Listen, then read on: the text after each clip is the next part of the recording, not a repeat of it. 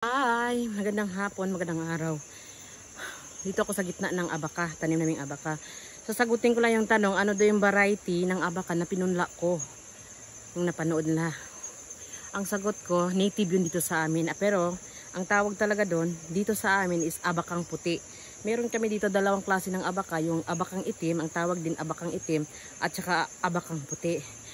Ngayon, yung abakang puti, malayo yung pinagtaniman, nandun sa kabila. So, meron ako dito, abakang itim. Ngayon, napakita ko sa inyo yung abakang itim. Yan, ganito yung tsura. Itim yung balat. Ganyan, itim. Yan, itim. Itim. Yan, itim. Kita nyo.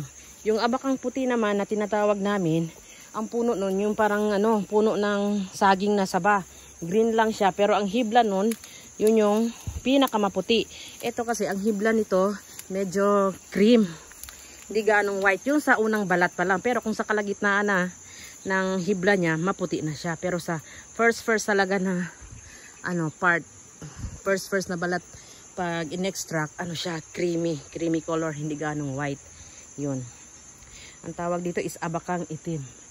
Ang difference naman nila, dito sa itim, ang itim ay yung pinakapuno niya mahaba compare doon sa abakang puti. Yung kulay green yung niya, puno. Hindi ganong mahaba yung kulay green. Ito mahaba. Mas marami dito sa amin, ang tinatanim talaga nila is yung black. Kasi nga hindi sila lugi pag ito ang itinanim nila. Kasi marami yung makukuha mo compare doon sa abakang puti.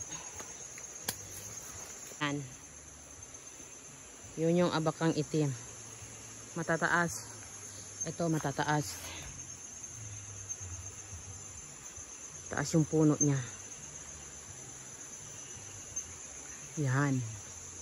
Mas marami dito sa amin talaga. Black yung itinanim. Okay. Pagpiliin nyo ako kung ano ang maganda, white or black. Para sa akin pwedeng both. Kasi pagdating naman sa price, mas mahal talaga yung puti kumpara sa light, sa hindi ganong maputi na kulay. Mas mahal. Pero kunti lang yung makukuha mo sa white. Pero pag sa black naman, marami makukuha kasi malalaki yung puno niya. O, diba? Sa inyo na yun kung anong gusto nyo. Black or itim. Ang white, medyo mataas yung price.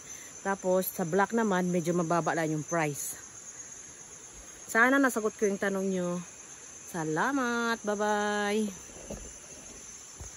Next time ko na ipapakita sa inyo yung abaka kung green ang puno or abakang puti. Yan sa likod ko, abakang itim yan.